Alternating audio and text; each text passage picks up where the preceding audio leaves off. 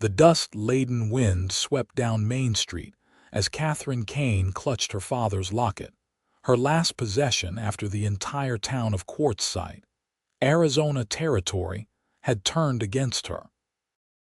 The year was 1885, and she'd been branded a murderess accused of poisoning Emmett Rawlins, the wealthiest rancher in the county and her former employer. His sudden death had shocked everyone, but what came after destroyed Katherine's life even more thoroughly than the drought had devastated the surrounding plains. "Hang the witch!" The shouts from outside the jailhouse grew louder as Sheriff Miller paced nervously in front of her cell. "They're getting restless out there, Miss Kane. Rawlins had a lot of friends." The aging lawman wiped sweat from his brow. "Judge won't be here for another week. I'm not sure I can keep that mob at bay until then." Katherine gripped the iron bars. "Sheriff, I've told you 100 times I didn't poison anyone. Mr. Rawlins was fine when I left him his evening meal. Someone else must have." "Save it for the judge," Miller interrupted. "Though I reckon he won't be much inclined to listen either, not with half the county calling for your neck." Katherine sank onto the hard wooden bench. At 23, her life had become a nightmare. Orphaned at 16, she'd worked hard as a housekeeper at the Rawlins ranch for the past 3 years. Now she faced the gallows for a crime she didn't commit. A commotion outside drew the sheriff to the window. "Christ almighty," he muttered. The jailhouse door burst open and Deputy Simmons staggered in. "Sheriff, riders coming. 6, maybe 7 men." Miller grabbed his shotgun. "More of Rawlins' hands, no sir, don't recognize him." "Led by some tall feller. They look different." Katherine moved to her cell window, straining to see. Through the dust and fading light, she made out several mounted figures approaching. The lead rider sat tall in his saddle, his dark silhouette cutting an imposing figure against the setting sun. "Sheriff," a deep voice called from outside. "I'd like a word." Miller glanced nervously at Katherine. "Stay quiet," he ordered before stepping outside, shotgun in hand. Katherine pressed her ear to the barred window, straining to hear the conversation. "Name's Xavier Dunne," the stranger's voice carried clearly in the evening air. "Heard you're holding a woman for murder. That's county business, stranger. I suggest you and your men move along." "We've ridden a long way, Sheriff. Word spread all the way to Tucson about this case. I'm here on behalf of Territorial Judge Harrison." Katherine's heart leaped. Judge Harrison was known as a fair man, unlike the local circuit judge who was firmly in the pocket of the wealthy ranchers. The voices moved closer to the jailhouse door. "Let me see the documentation," Sheriff Miller demanded. The door swung open again, and Katherine stepped back from the bars as the sheriff entered, followed by the tallest man she'd ever seen. Xavier Dunne stood well over 6 feet, his broad shoulders filling the doorway. Dark hair fell to his collar beneath a worn black Stetson, and several days' worth of stubble shadowed his strong jaw. But what caught Katherine's attention were his eyes, ice blue and utterly unreadable as they fixed on her. "This is her?" Dunne asked, his voice low. Miller nodded. "Katherine Kane. Found with the poison vial in her apron after Rawlins took ill at supper. He was dead by morning." Dunne stepped closer to the cell, studying her with unsettling intensity. Katherine lifted her chin, refusing to cower despite her disheveled appearance and the fear that had been her constant companion for the past 3 days. "Miss Kane," he said with a slight nod. "Mr. Dunne." She managed to keep her voice steady. "Are you truly here on behalf of Judge Harrison?" A ghost of a smile crossed his face. "I am, though the sheriff here seems doubtful of my credentials." Miller waved a paper. "This transfer order looks official enough, but I don't know you, Dunne." "And these men of yours, former Texas Rangers, everyone," Dunne replied, not taking his eyes off Katherine. The judge wants Miss Kane brought to Tucson for a proper trial. And what makes her so special that Judge Harrison would send men all this way? Miller demanded. Dunne finally turned to the sheriff. The judge has concerns about certain inconsistencies in the report he received. Emmett Rawlins had many business dealings across the territory, not all of them clean. Catherine's mind raced. She'd suspected Mr. Rawlins wasn't entirely honest in his business affairs, having overheard enough conversations during her time at the ranch. But she'd kept her head down, grateful for the employment. "So you're taking her to Tucson?" Miller asked, clearly conflicted. "Tonight.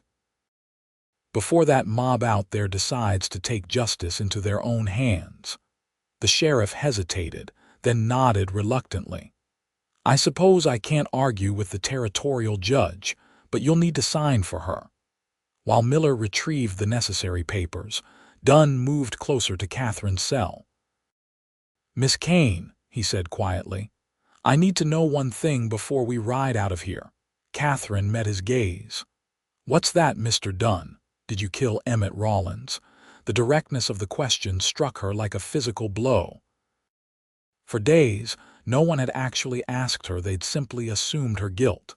She gripped the bars, leaning forward.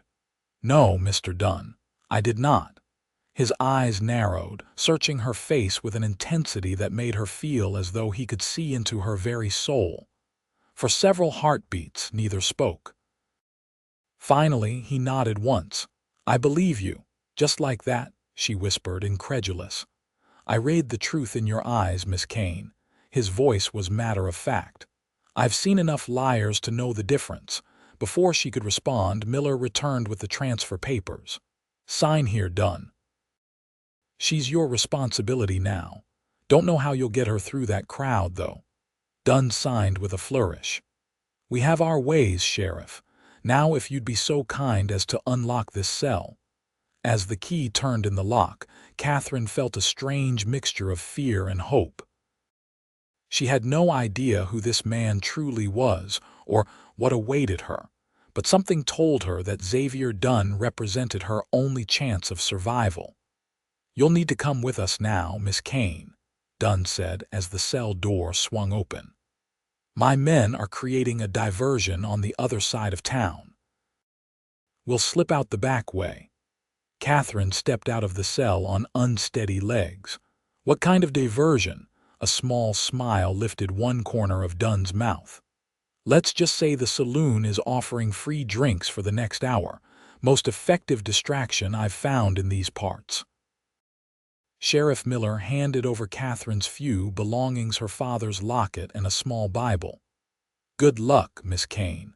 For what it's worth, I hope you get a fair trial." Dunne draped a heavy duster over Katherine's shoulders. "Keep your head down and stay close to me." They slipped out the rear door of the jailhouse into the gathering darkness. 3 horses waited, held by a weathered man with a silver mustache. "All clear, boss," the man reported. "The others are keeping the townsfolk occupied." Dunne nodded. "Miss Kane, this is Samuel Potts. He'll be riding with us." Katherine nodded to the older man, who tipped his hat in response. "Can you ride, Miss Kane?" Dunne asked, already moving toward the largest of the horses. "Yes," she answered. Growing up in Arizona territory, riding was as natural as walking. "Good. We've got ground to cover before dawn." He helped her mount a chestnut mare, then swung effortlessly onto his own horse. "Where are we really going?" Katherine asked as they started down the alley toward the edge of town. "Is it truly Tucson?" Dunne glanced at her, his expression unreadable in the dim light. "First, we're getting you somewhere safe. Then we're going to find out who really killed Emmett Rawlins. Why would you help me? You don't even know me." "Let's just say I have my reasons, Miss Kane." He spurred his horse forward. "And they start with the fact that Emmett Rawlins was my uncle." Katherine gasped, nearly losing her grip on the reins. She stared at Dunne's broad back as he led them away from Quartzsite and into the desert night, wondering if she'd just escaped one danger only to ride straight into another. The night air grew cold as they rode away from Quartzsite, following no discernible trail. Katherine shivered despite the heavy duster Dunne had given her. Her mind spun with questions, but the grim silence of her companions discouraged conversation. 3 hours into their journey, Dunne finally called a halt beside a small creek. "We'll rest the horses," he announced, dismounting in one fluid motion. Katherine remained frozen in her saddle, exhaustion and uncertainty paralyzing her. Dunne approached, looking up at her with those unsettling blue eyes. "You can come down now, Miss Kane," he said, his deep voice gentler than before. "You're safe with us." "Am I?" She found her voice at last. "You just told me Emmett Rawlins was your uncle, the man I'm accused of murdering." Dunne's jaw tightened. "If I believed you'd killed him, you'd still be in that cell." He reached up, his large hands encircling her waist as he helped her down. Katherine stiffened at the contact but was too tired to protest. Her legs nearly buckled when her feet touched the ground. "Easy," Dunne murmured, steadying her with a hand on her elbow. "When did you last eat?" Katherine tried to remember. "Yesterday morning, I think. The sheriff's wife brought biscuits." Dunne frowned and led her to a fallen log. "Potts, fetch some of that jerky and biscuits." The older man nodded, rummaging through his saddlebags. Katherine watched as Dunne unsaddled the horses and led them to the creek. His movements were efficient, economical, yet there was a grace to them that belied his size. Potts handed her a canteen and some food. "Eat slow like, miss. Too much too fast will make you sick." Katherine nodded gratefully, taking small bites of the jerky. "Thank you, Mr. Potts." "Just Potts, miss. Everyone calls me Potts." "How do you know Mr. Dunne?" The old cowboy's weathered face creased in a smile. "Rode with his pa years back. Known Xavier since he was knee-high to a grasshopper. Good man, even if he don't talk much. And the others, the men who created the distraction. Good men, too.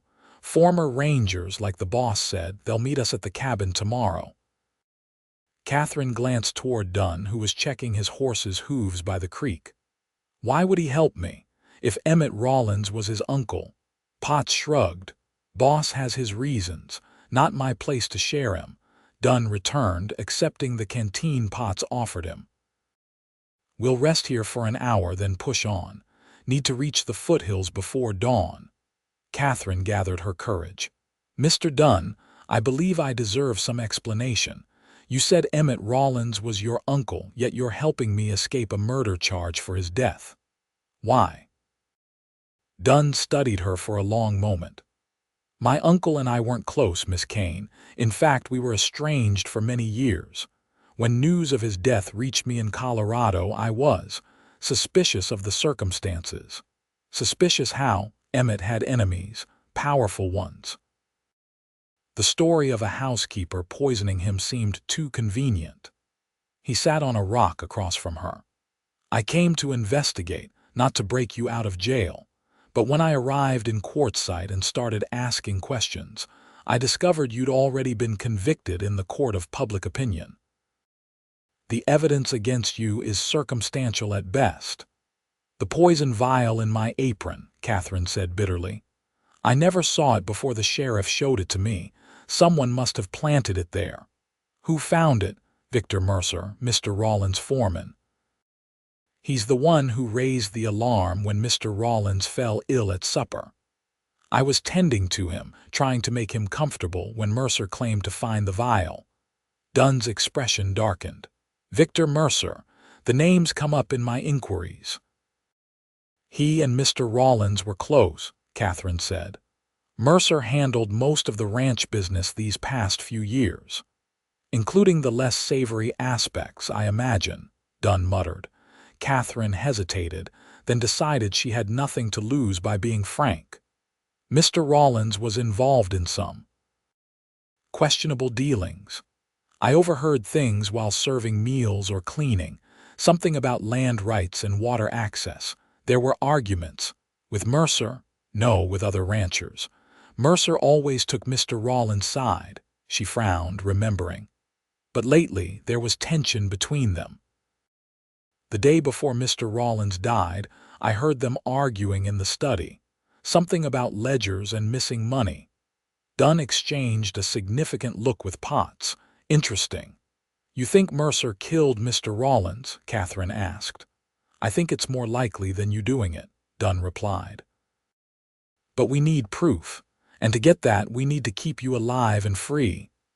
Where are we going? I have a cabin in the Harquahala Mountains. It belonged to my father. Few people know about it. He stood, brushing dust from his trousers. We'll be safe there while we investigate. We. Katherine echoed, surprised. You worked in Rawlins' house for 3 years. You know things, routines, visitors, conversations you overheard. You're valuable, Miss Kane. The pragmatic assessment stung slightly. So I'm useful to your investigation. That's why you helped me. Something flickered in Dunne's eyes. I helped you because I don't believe you're guilty. But yes, you can help me find the truth. Katherine nodded slowly. I want that too, Mr. Dunne. Not just to clear my name, but because, despite everything, Mr. Rawlins was fair to me. He gave me employment when no one else would hire an orphan girl with no references. Emmett always did have an eye for strays, Dunne murmured, then straightened. We should move on. Drink your fill and refill the canteen. The next stretch is dry country. As they mounted up again, Katherine studied Xavier Dunne's profile in the moonlight.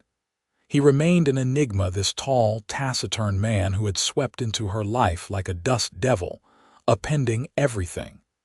She wasn't entirely sure she could trust him, but she had little choice. For better or worse, her fate was now tied to his.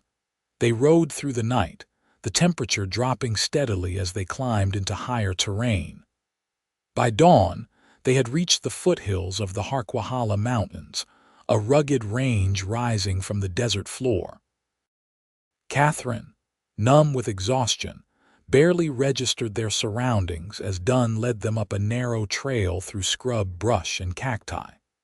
The sun was fully risen when they finally approached a small cabin, nestled among pine trees on a rocky shelf.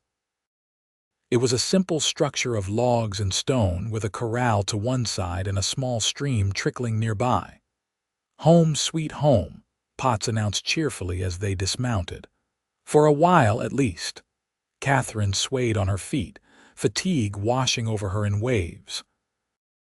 Dunne was at her side instantly, his hand steady on her arm. Inside, he said gruffly. You need rest. The cabin's interior was Spartan but clean, a main room with a stone fireplace, a rough wooden table with chairs, and a small kitchen area. 2 doors led off to what Katherine presumed were bedrooms. You can take my father's room, Dunne said, indicating the door on the right. I'll bunk with Potts when the others arrive. Katherine was too tired to argue. She managed a nod of thanks before staggering into the bedroom. It was simple, a narrow bed with a quilt, a small chest of drawers, and a washstand. She collapsed onto the bed, not even bothering to remove the borrowed duster, and fell into a deep, dreamless sleep. When Katherine awoke, golden afternoon light streamed through the cabin's small window. For a moment she was disoriented, the unfamiliar surroundings confusing her. Then the events of the past days came rushing back: Rawlins' death, her imprisonment, and the dramatic escape with the mysterious Xavier Dunne. She sat up slowly, every muscle aching from the long ride. On the chest of drawers, she spotted a basin of water, a bar of soap, and what appeared to be clean clothing. Grateful for the chance to wash away the grime of the jail and the trail, she rose and approached the items. The clothing was simple: a man's cotton shirt, much too large, and a pair of worn denim trousers that had been cinched with a piece of rope to approximate her size. Not ideal, but infinitely better than her filthy dress. After washing and changing, Katherine felt more human.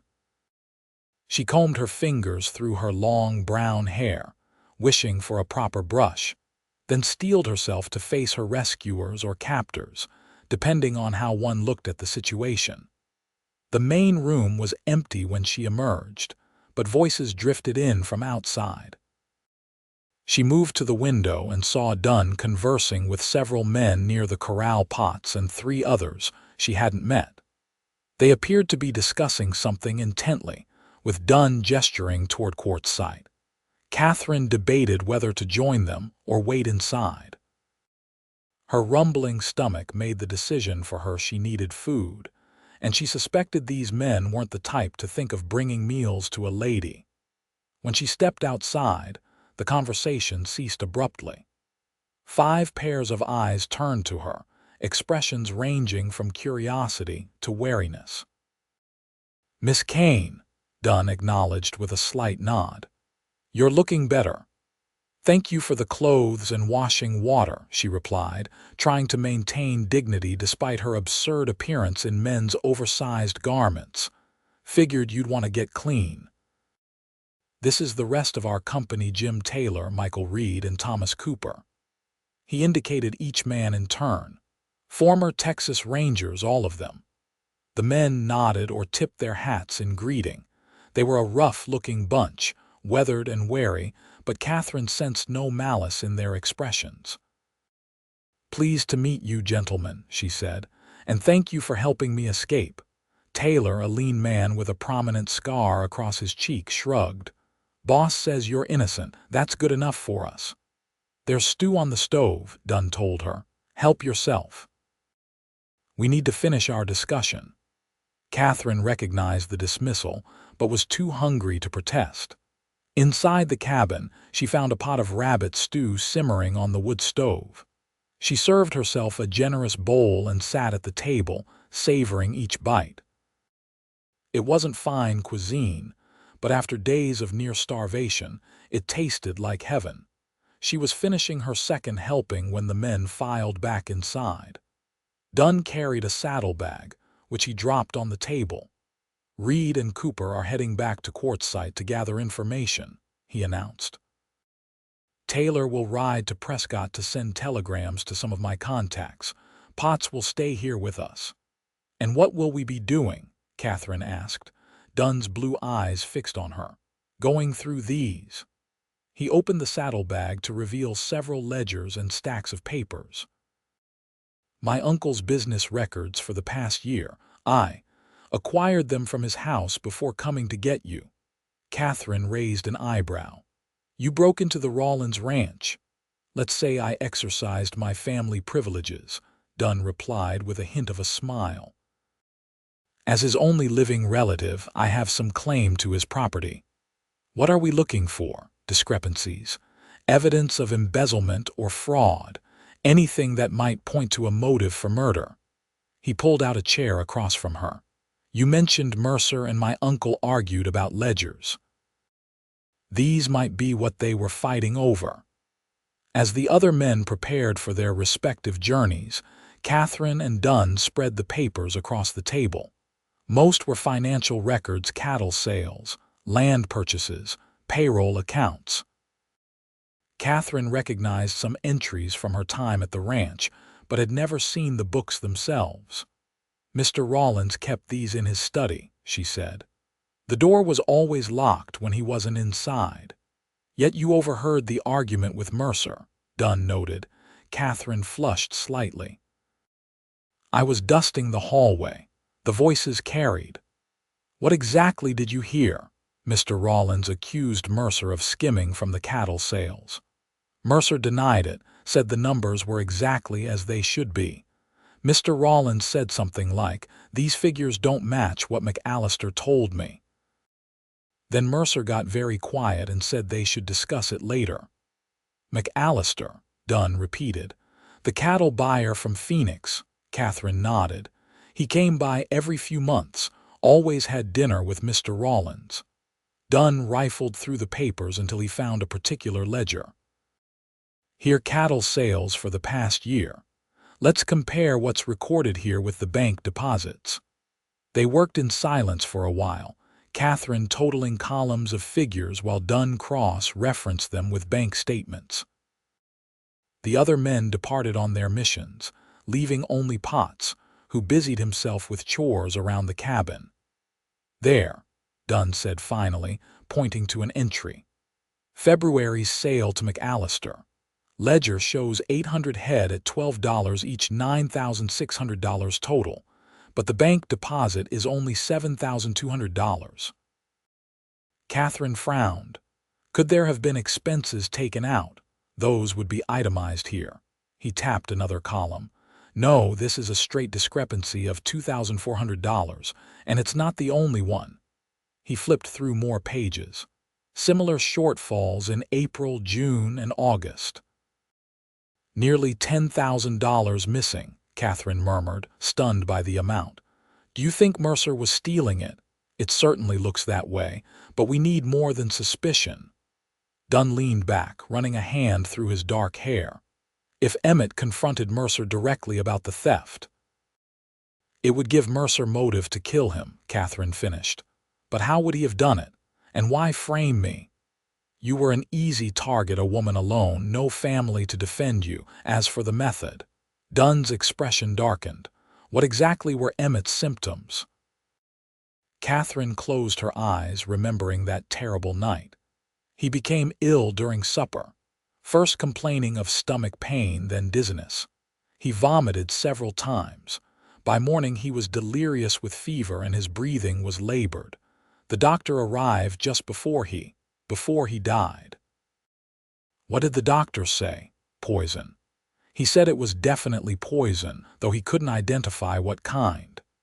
She opened her eyes, meeting Dunne's intense gaze. The vial they found in my apron contained some clear liquid. They said it was empty because I'd used it all on Mr. Rawlins. But you never saw this vial before? Never.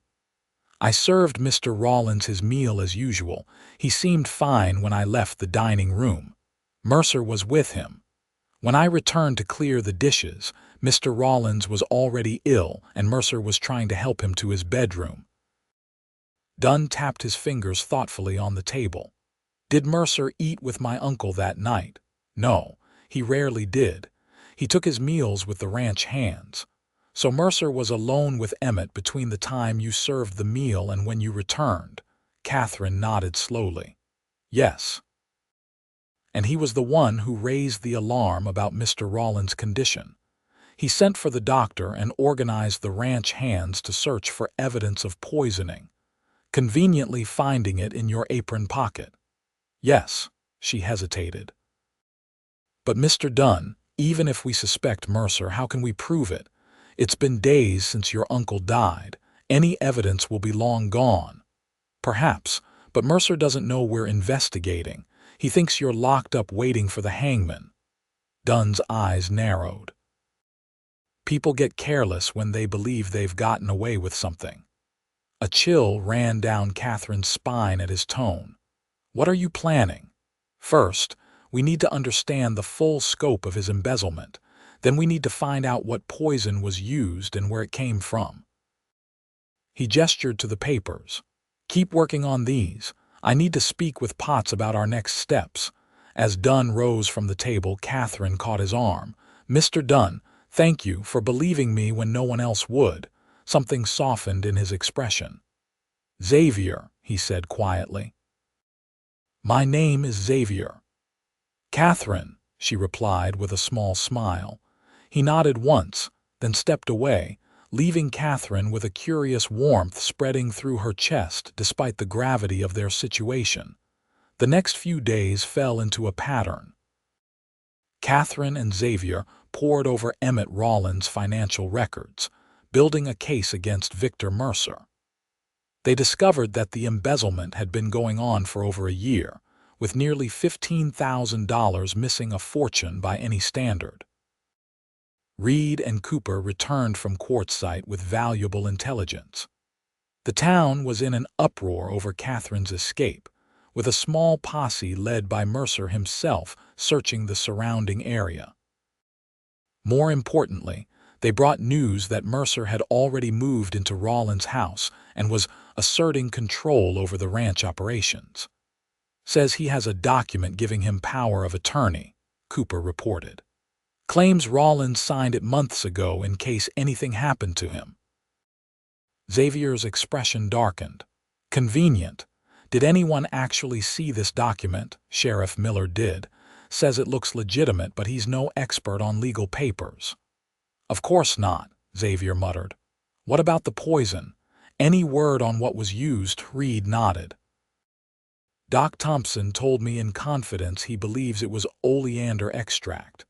Symptoms match perfectly: stomach distress, vomiting, heart palpitations, then death. Common plant around these parts, but not commonly known as a poison, Xavier noted. Someone would need specific knowledge to use it effectively. Like a ranch foreman who's lived in Arizona territory his whole life, Katherine suggested. Xavier nodded grimly. Mercer would know.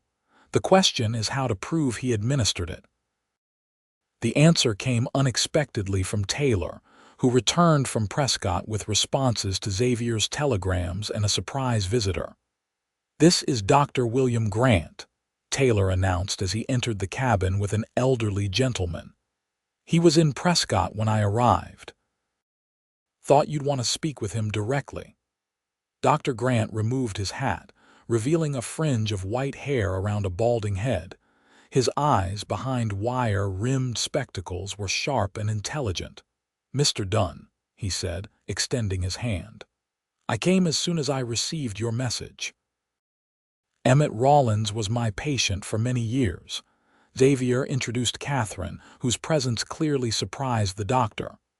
"Miss Kane," Dr. Grant said, studying her with professional curiosity. "I must say, you don't look like a murderess." "That's because she isn't one," Xavier replied firmly.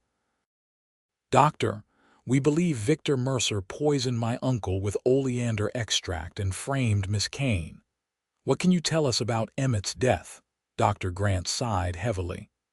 "I wasn't the physician who attended him at death. I was in Tucson at a medical conference. Dr. Thompson was called instead." "But you were his regular doctor," Katherine pressed. "Did Mr. Rawlins have any health concerns?" "Indeed he did.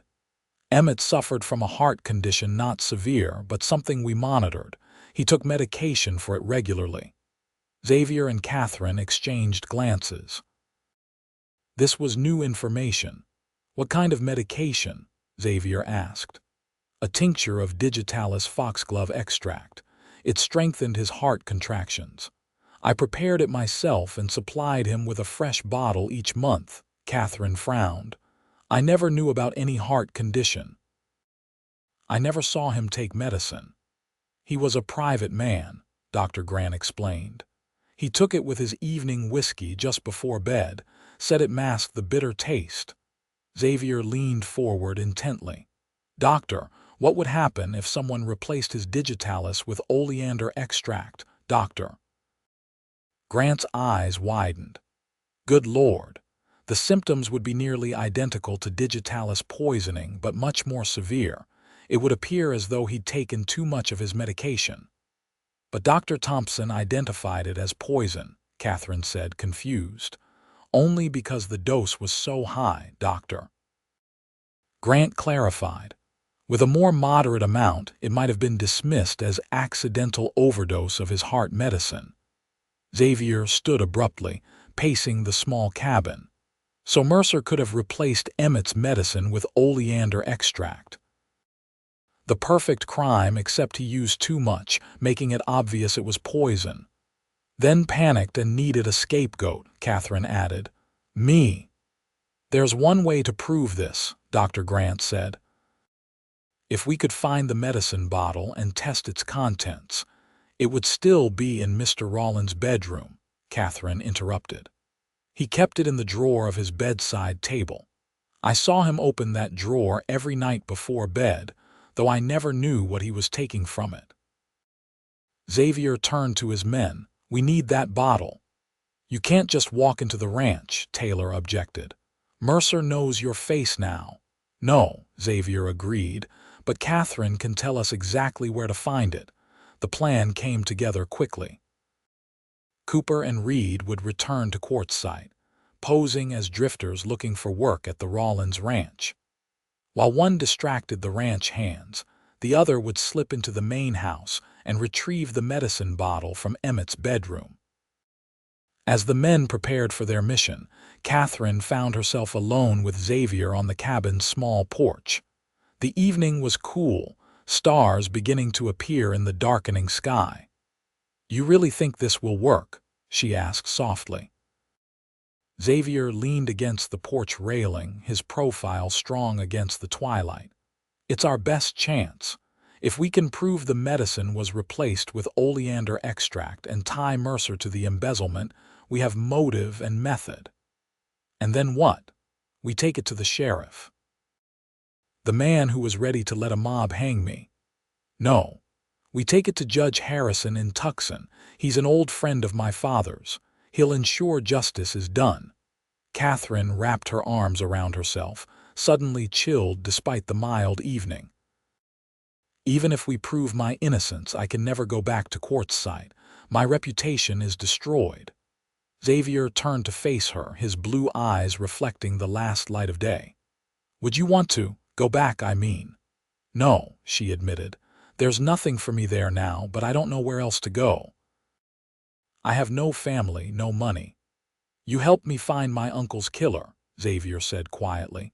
"I won't abandon you, Katherine." The sincerity in his voice warmed her more than any promise. Over the past days, she'd come to respect this taciturn man with his unwavering sense of justice. There was a depth to him that few would notice beneath his reserved exterior. "Why did you and your uncle become estranged?" she asked, curious about the man before her. Xavier was silent for so long she thought he might not answer. Finally, he sighed. "My father and Emmett were brothers. They had a falling out when I was 17 over land and water rights, ironically enough. My father accused Emmett of diverting a stream that ran between their properties. Words were exchanged, then bullets." Katherine's hand flew to her mouth. "Your uncle shot your father." "No. Emmett's foreman at the time, not Mercer, his predecessor, fired on my father. Claimed later he thought my father was reaching for his gun." Xavier's jaw tightened. "My father was wounded but survived. He sold his ranch to Emmett for a fraction of its worth and moved us to Colorado. He never spoke to his brother again. And you, did you have contact with your uncle after that?" "Once. When my father died 5 years ago, I wrote to inform Emmett. He replied with a brief note of condolence and an invitation to visit. I declined." Xavier's expression darkened. "I regret that now. Whatever his faults, he was my only living relative. I should have made peace while there was time." Impulsively, Katherine reached out, placing her hand on his arm. "You're seeking justice for him now. That counts for something." Xavier glanced down at her hand, then covered it with his own. His palm was warm and rough against her skin. "Perhaps, but it won't bring him back." For a moment they stood in silence, connected by that simple touch and the shared weight of loss. Then Potts called from inside that supper was ready, breaking the spell. Xavier cleared his throat, releasing her hand. "We should eat. Tomorrow will be a long day." Katherine nodded, following him inside with a curious flutter in her chest that had nothing to do with their investigation, and everything to do with the tall, complex man walking before her. The next day passed in tense anticipation. Xavier dispatched Taylor to Prescott again, this time to arrange for Judge Harrison to meet them in Phoenix in 3 days' time. Dr. Grant remained at the cabin, examining the evidence they'd gathered and preparing to testify if necessary. Katherine found herself growing restless as the hours ticked by with no word from Cooper and Reed. By late afternoon, her nerves had frayed to the point that she needed distraction. "I'm going to collect firewood," she announced, heading for the door. Xavier looked up from the maps he was studying. "Wait, I'll come with you." Outside, the late afternoon sun cast long shadows through the pine trees. They worked in companionable silence for a while, gathering fallen branches at the edge of the small clearing around the cabin. "You're good at this," Xavier observed as Katherine efficiently broke larger branches into manageable pieces. "Most city women would be helpless out here." Katherine smiled wryly. "I'm hardly a city woman. I grew up on a small farm outside Yuma until my parents died. After that, I took whatever work I could find. Housekeeping for Rawlins was actually the most civilized position I've held." Xavier added another branch to his growing pile. "What happened to your parents? Fever took them both within a week of each other when I was 16. The bank took our farm for debts." She kept her voice matter-of-fact, though the loss still ached. "I had no other family, so I made my own way. That couldn't have been easy for a young woman alone." "It wasn't," she admitted, "but it taught me to be strong, to rely on myself." She paused, studying him. "What about you? After Colorado, what did you do?" "Joined the Rangers for a while, then took up bounty hunting." He shrugged. "I'm good at tracking people who don't want to be found." "Is that what you were doing when you heard about your uncle's death?" Xavier nodded. "Hunting a bank robber near Denver. The telegram about Emmett caught up with me there." "And you dropped everything to investigate." "He was family," Xavier said simply. "Whatever our differences, blood counts for something." Katherine was about to respond when the sound of approaching horses reached them. They both tensed, Xavier's hand moving instinctively to the revolver at his hip. "Get behind me," he ordered softly. But it was Cooper and Reed who rode into view, their expressions grim. Xavier relaxed his stance as they dismounted. "Did you get it?" he called. Cooper reached into his saddlebag and produced a small amber bottle. "Right where Miss Kane said it would be. Wasn't even difficult. Mercer's too busy playing Lord of the Manor to notice a couple of drifters." "Doctor." Grant emerged from the cabin, alerted by the commotion. Cooper handed him the bottle, which the doctor examined carefully. "This is the correct type of bottle I used for Emmett's digitalis," he confirmed, "but I'll need to test the contents to be certain." Inside, they gathered around the table as Dr. Grant performed a simple chemical test on a few drops of the liquid from the bottle. His bushy eyebrows rose as he observed the reaction. "It's oleander extract, all right. No trace of digitalis." He looked up at Xavier. "Someone deliberately replaced Emmett's medication." "Mercer," Xavier stated flatly. "Did you learn anything else at the ranch?" Reed nodded. "Mercer's telling everyone he's the new owner, says Rawlins left him the ranch in his will." "That's impossible," Xavier said sharply. "I've already contacted my uncle's lawyer in Tucson. Emmett's will left everything to me, with provisions for his staff." Katherine looked at him in surprise. "You knew about the will already?" "It was one of the first things I checked when I arrived in Arizona," Xavier confirmed. "Mercer is lying, which means he's getting desperate." "There's more," Cooper added. "Mercer's planning to sell off a large portion of the cattle herd next week. Sounds like he's looking to cash out quickly." Xavier's expression hardened. "He's planning to run. We need to move faster than I thought." He turned to Katherine. "Are you prepared to confront the man who framed you for murder?" Katherine felt a cold determination settle over her. "More than ready." "Good, because tomorrow we ride for Phoenix. It's time to end this." The journey to Phoenix took 2 grueling days. They traveled as inconspicuously as possible, avoiding main roads and settlements. Dr. Grant accompanied them, the precious medicine bottle safely in his possession. Taylor had done his job well. Judge Harrison was waiting at the Phoenix courthouse when they arrived, along with the territorial marshal and Emmett Rawlins' lawyer, a precise man named Everett Barnes. Katherine felt distinctly out of place in the formal setting, still wearing the men's clothes Xavier had provided. She sat quietly as Xavier presented their evidence to the judge: the financial discrepancies, the substituted medicine, and Mercer's apparent plan to sell off ranch assets and flee. Judge Harrison, a stern man with iron-gray hair and penetrating eyes, listened intently. When Xavier finished, the judge turned to Katherine. "Miss Kane, these are serious accusations against Mr. Mercer. Are you willing to testify to what you've told Mr. Dunne?"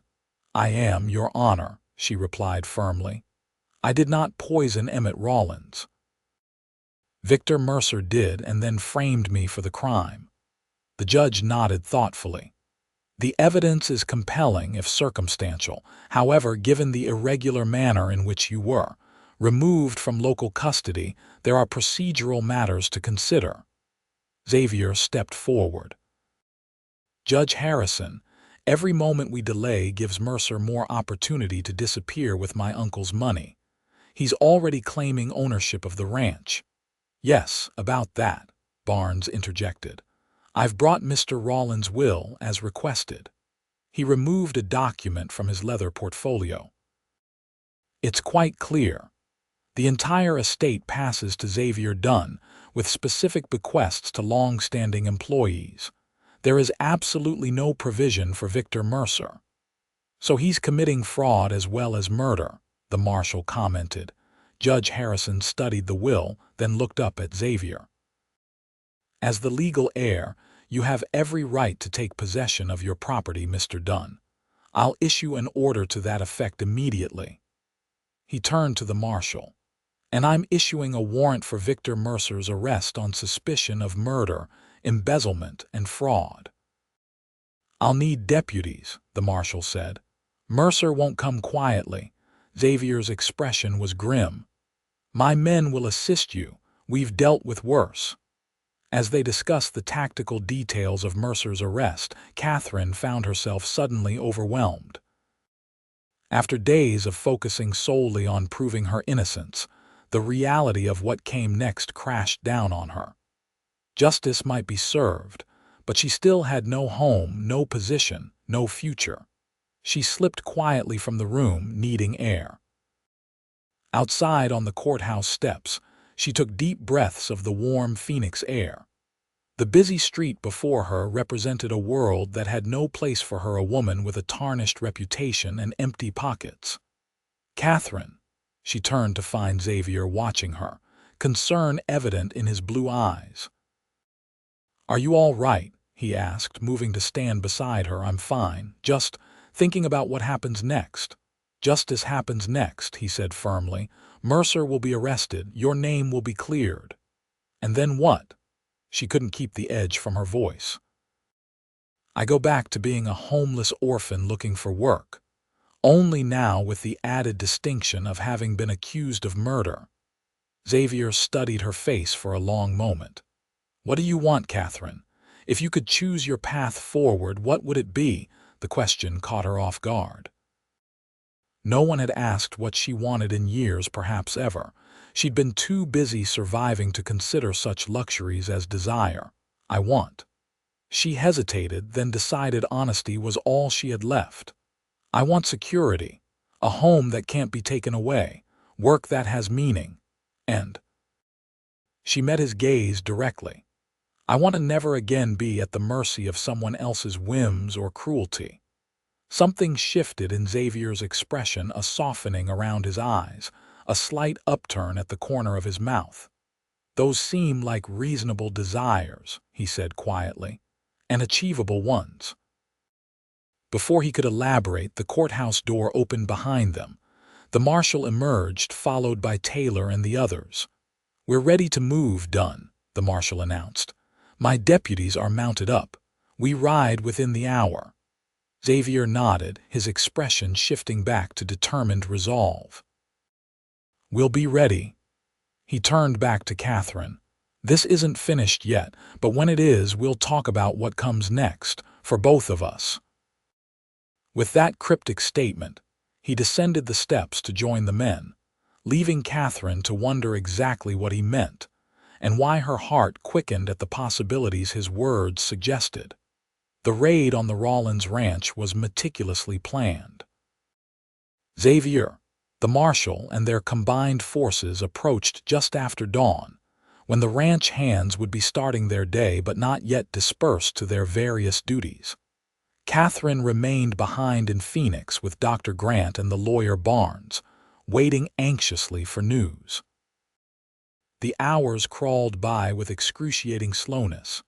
By mid-afternoon, her nerves were frayed to breaking point. They should have returned by now, she fretted, pacing the small hotel room Barnes had arranged for her. Something must have gone wrong. "These matters often take time, Miss Kane," Barnes assured her, though his own frequent glances at his pocket watch betrayed his concern. When the knock finally came at the door, Katherine nearly jumped out of her skin. Barnes opened it to reveal a dust-covered Taylor, his expression grave. "What happened?" Katherine demanded, her heart sinking. "Where's Xavier?" "At the doctor's," Taylor replied. "He's been shot." The world seemed to tilt beneath Katherine's feet. How badly? Bullet grazed his side, painful but not life-threatening. Taylor removed his hat, running a hand through his sweat-dampened hair. Mercer tried to run, had a horse saddled and waiting along with a satchel full of cash. Dunne cornered him in the barn. There was an exchange of gunfire. "And Mercer?" Barnes asked. "Dead." "Took 2 bullets, one from Dunne, one from the marshal. Found plenty of evidence in his quarters, the rest of the embezzled money, documents he was forging with Rawlins' signature, and a small garden of oleander plants behind his cabin, with equipment for extracting the poison." Relief flooded through Katherine. "So it's over. My name is cleared." Taylor nodded. "Judge Harrison's already issued a formal declaration of your innocence. The marshal's sending telegrams to Quartzsite and other nearby settlements to spread the word." "And Xavier?" she pressed. "Where is he now?" "Phoenix Medical Clinic. Doc says he'll be fine, just needs rest." Taylor's weathered face softened slightly. "He was asking for you, said to tell you he keeps his promises." Katherine didn't need to hear more. Within minutes, she was hurrying through the Phoenix streets toward the clinic, her mind racing with worry despite Taylor's assurances that Xavier's wound wasn't serious. The clinic was a small but well-maintained building near the center of town. Inside, a nurse directed Katherine to a private room at the end of a short hallway. She hesitated at the door, suddenly uncertain, then gathered her courage and knocked softly. "Come in," Xavier's deep voice called. He was sitting up in bed, his torso wrapped in white bandages. His face was pale, but his blue eyes were alert as they fixed on her. "Katherine." Her name on his lips sounded like relief. "Taylor told me what happened," she said, moving to the bedside chair. "He said you were shot." Xavier grimaced. "Barely." Mercer was a better accountant than marksman, thankfully. "I'm so sorry, don't," he interrupted firmly. "This isn't your fault. Mercer made his choices long before you or I became involved." Katherine nodded, though guilt still gnawed at her. If not for her, Xavier would never have been in danger. "Taylor said Mercer is dead." "Yes, and all the evidence points to his guilt. Your name is cleared completely, Katherine." She should have felt only relief at those words, but instead a curious emptiness settled in her chest. With her innocence proven and Mercer dead, the purpose that had bound her to Xavier these past days was gone. "What happens now?" she asked quietly. Xavier shifted slightly, wincing at the movement. "Now I take possession of my uncle's ranch. There's much to set right there." "Of course." Katherine looked down at her hands, folded tightly in her lap. "I should thank you properly for all you've done. You risked your life to clear my name." "I didn't do it just for you," Xavier admitted. "I needed to know the truth about my uncle's death. Still, I owe you a debt I can never repay." She rose from the chair. "Once you're recovered, I'm sure you'll be busy with the ranch. I won't take any more of your time." "Katherine." Something in his tone made her pause. "Where will you go?" She forced a smile. I haven't decided yet. Perhaps Tucson or Prescott. Somewhere I can make a fresh start. With what resources? The blunt question stung, though she knew he didn't intend cruelty. I'll manage, I always have. Xavier studied her face for a long moment. What if there was another option? Catherine's heart skipped. What do you mean? I meant what I said before. I keep my promises. I told you I wouldn't abandon you, and I won't. He took a deep breath, as if preparing himself. The Rawlins ranch needs a housekeeper, someone who knows the place and can help restore order. You're offering me my old position. Katherine couldn't hide her disappointment. After everything they'd been through, everything they'd shared, she had foolishly hoped for. What? Something more than employer and servant, certainly. Xavier must have read her expression. No, that's not. I'm explaining this poorly. He ran a hand through his dark hair in frustration. I'm not offering you a position, Katherine. I'm offering you a partnership. A partnership, she echoed, confused. In the ranch, in its management, in. He hesitated, then met her gaze directly. In my life, if you want that. Katherine stared at him, stunned. Xavier, what exactly are you saying? I'm saying that in the short time I've known you, I've come to admire your strength, your intelligence, your dignity in the face of injustice. His voice grew more confident as he continued. I'm saying that I see in you a woman I could build a life with if you're willing. But you barely know me, she protested, even as hope flared within her. I know enough, he replied simply. I read the truth in your eyes the first time I saw you in that jail cell. You were innocent of murder, yes, but more than that, I saw a woman of character, of substance. Katherine's mind raced. This is unexpected. For me as well, Xavier admitted with a small smile. I didn't come to Arizona looking for anything beyond justice for my uncle. Finding you was unexpected. And if I accept, she asked carefully, what would this partnership look like? Whatever we wish it to be. We could run the ranch together, make it profitable, honest, create something that's ours. He reached for her hand. I'm not proposing marriage, Katherine, not yet. That would be premature. But I am proposing we give ourselves time to see if what I feel growing between us might flourish into something lasting. His words resonated with emotions Katherine had been trying to suppress: attraction, admiration, the beginnings of something deeper. During their time together at the cabin, working side by side, she'd felt a connection forming between them but had dismissed it as gratitude or circumstance. I feel it too, she admitted softly. This connection. But I've been on my own for so long. I don't know if I remember how to trust someone else with my future. Xavier's fingers tightened around hers. Then we'll learn together. I've been alone too, Katherine. Perhaps that's why I recognize in you a kindred spirit. The sincerity in his eyes made her breath catch. This man who had rescued her, believed in her when no one else would, was now offering her not charity but partnership, a chance to build something meaningful together. Yes, she whispered, her decision crystallizing with sudden clarity. Yes, I accept your offer, Xavier Dunne. His smile transformed his face, warming his blue eyes in a way that made Katherine's heart skip. Then, as soon as I'm released from this bed, we have a ranch to rebuild. 2 weeks later, Katherine stood on the porch of the Rawlins' now Dunne ranch house, watching as Xavier spoke with the cattle foreman.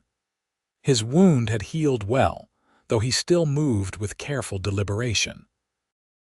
The warm September sunshine highlighted the strong lines of his profile as he gestured toward the distant pastures.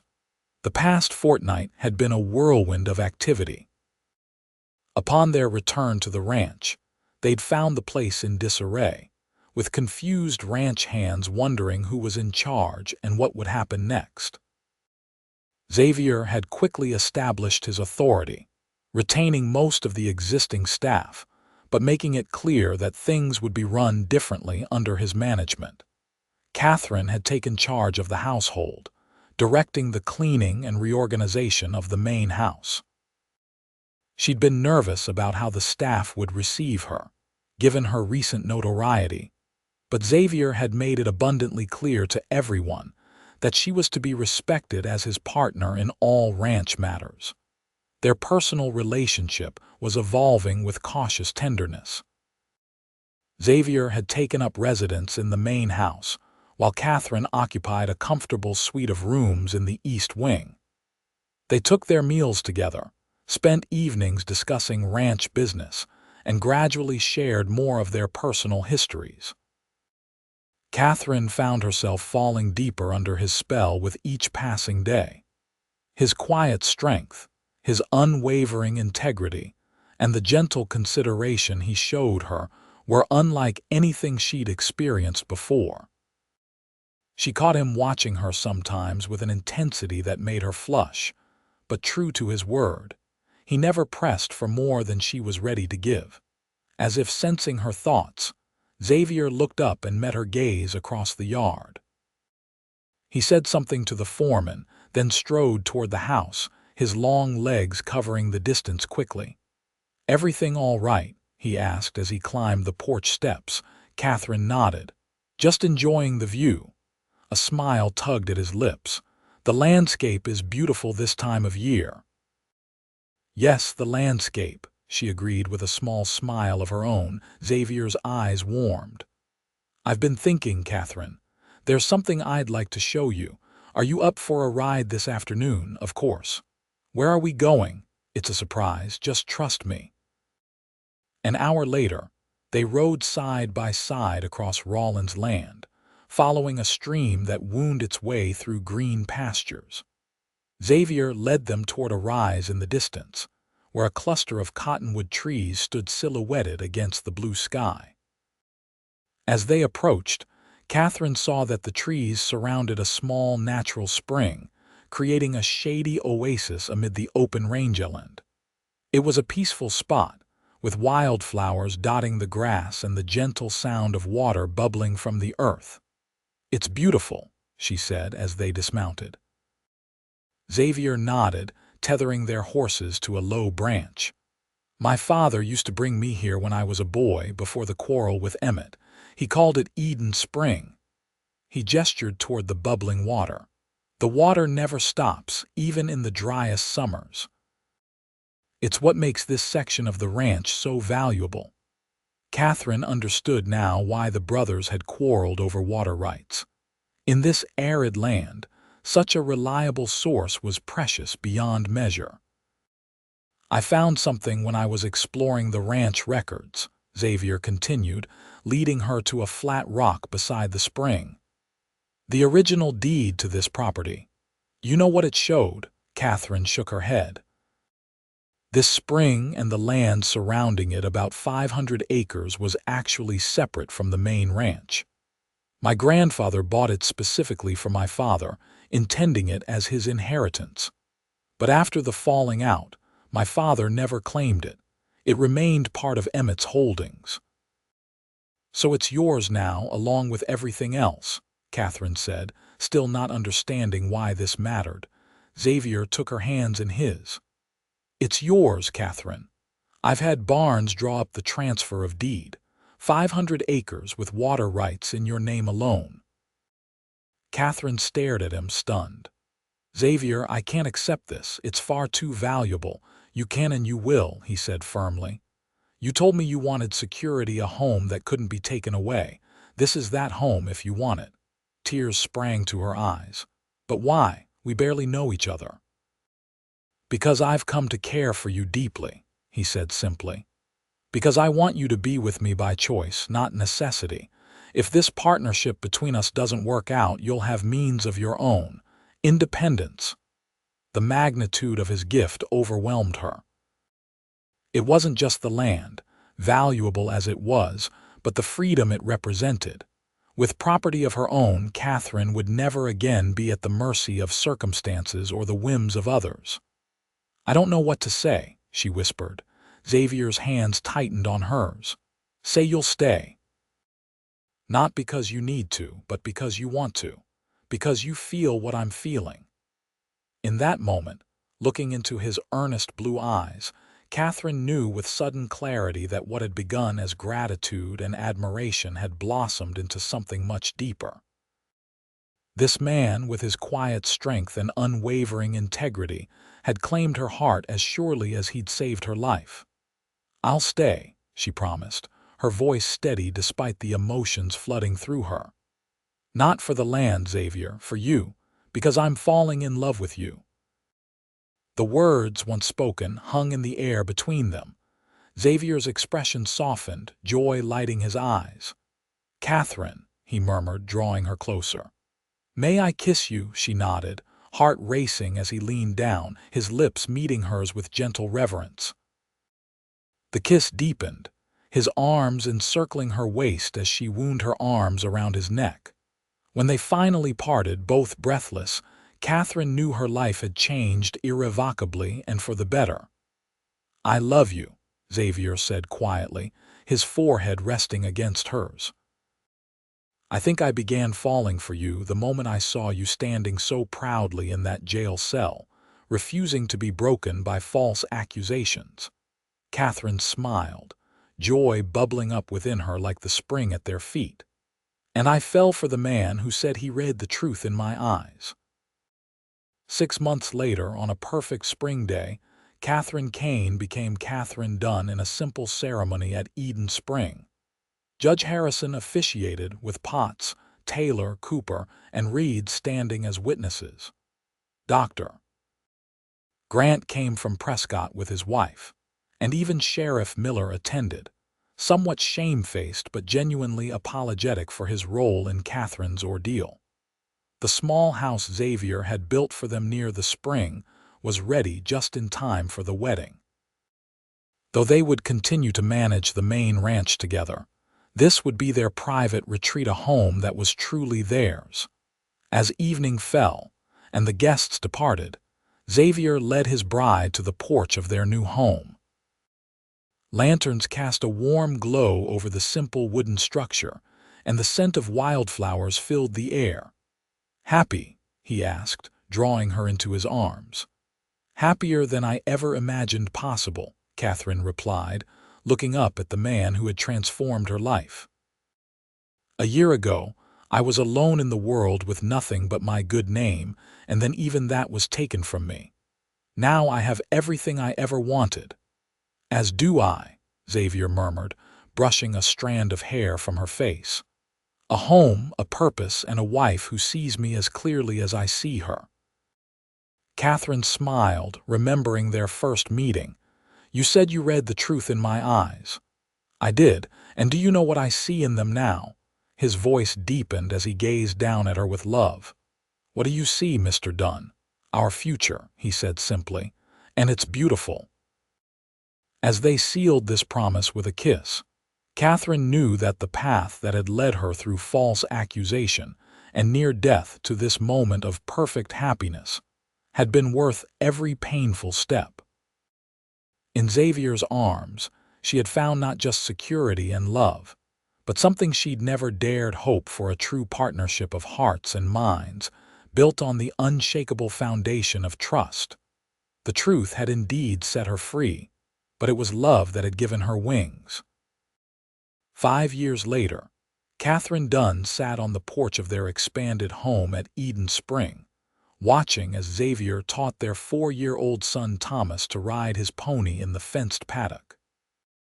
Their 2-year-old daughter Elizabeth played with wooden blocks at Katherine's feet, occasionally looking up to wave at her father and brother. The Dunne ranch had prospered beyond their expectations. Xavier's fair management and Katherine's shrewd business sense had turned the operation into one of the most successful in the territory. They had introduced new breeding stock, expanded into horse breeding, and even planted experimental crops that thrived in the desert climate. More importantly, they had created a community. The ranch now employed over 30 people, including several families who lived in comfortable housing on the property. Katherine had established a small school for the workers' children, hiring a teacher from back east who shared her progressive views on education. Their reputation for fairness and honesty had spread throughout Arizona territory.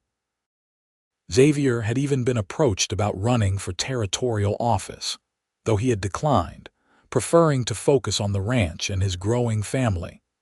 As she watched her husband and son, Catherine's hand drifted unconsciously to her stomach.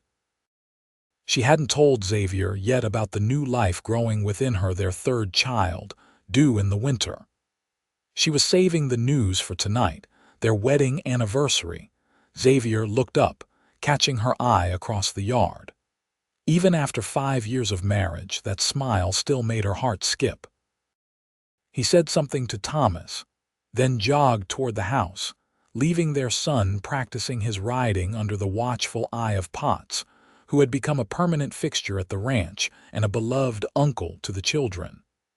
"You look beautiful sitting there," Xavier said as he climbed the porch steps. At 38, he was even more handsome than when they'd met, the few threads of silver at his temples only adding to his distinguished appearance. "And you look very handsome playing the proud papa," she replied, accepting his kiss. He scooped up Elizabeth, who giggled with delight as he swung her high. "How are my girls today?" "We're well," Katherine said, a secret smile playing at her lips, "though I think Elizabeth is ready for her nap."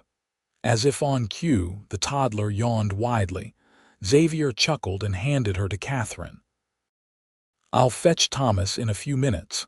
Potts is teaching him how to properly dismount." While Katherine put Elizabeth down for her nap, Xavier brought their son in for lunch.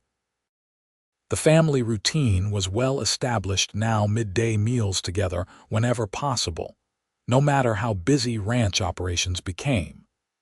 Xavier insisted that family came first, a value Katherine wholeheartedly shared. After the children were settled, Xavier suggested a walk to the spring that had given their home its name. It had become their special place over the years, where they had married, where Xavier had proposed, where they often retreated for private conversations away from the busy ranch. The afternoon was warm, the sky a perfect Arizona blue. As they sat by the bubbling spring, Xavier took Catherine's hand in his. 5 years, he marveled. "Sometimes it feels like we just met yesterday, and other times I can't remember life before you." "The best 5 years of my life," Katherine agreed, "though I could have done without those first few days in jail." Xavier laughed, the sound echoing across the peaceful clearing. "True, not the most conventional way to meet your future wife." "But you did say you read the truth in my eyes," she reminded him, "and that made all the difference." "I've never regretted trusting what I saw there," he said softly. "Not for a single moment." Katherine squeezed his hand. "I have something to tell you, Xavier, something important." His expression grew serious. "What is it, love?" "Our family is going to grow again," she said, placing his hand on her still flat stomach. "The baby should arrive just after Christmas." Joy blazed across Xavier's face. "Katherine, that's wonderful news." He gathered her into his arms, holding her as though she were made of precious glass. "Are you feeling well? You need anything?" She laughed at his concern, so typical of him. "I'm perfectly fine. Dr. Grant already confirmed everything is progressing normally." "Another child," Xavier murmured, awe in his voice. "I never imagined I could be this fortunate." "Nor I," Katherine agreed. "From orphan to accused murderess to this, a home, a family, a purpose. And it all began because one stubborn cowboy refused to believe the worst of me." Xavier tucked a strand of hair behind her ear, his touch as tender now as it had been in their first days together. "I saw the truth then, and I see it now. You're the heart of everything good in my life, Katherine Dunne." As they walked back toward their home hand in hand, the setting sun casting long shadows across the land that was their legacy, Katherine reflected on the strange, winding path that had led her here. What had begun in tragedy and injustice had transformed into a life of joy, purpose, and abiding love. She had been blamed for his death, but Xavier Dunne had read the truth in her eyes and in doing so had given them both a second chance at life. Together, they had built something beautiful from the ashes of suspicion and loss. A family, a community, and a love that would endure long after their own story passed into memory. For in the end, it wasn't just the truth in her eyes that Xavier had seen, but the possibility of all they could become together. And that vision had proved more powerful than any false accusation could ever be.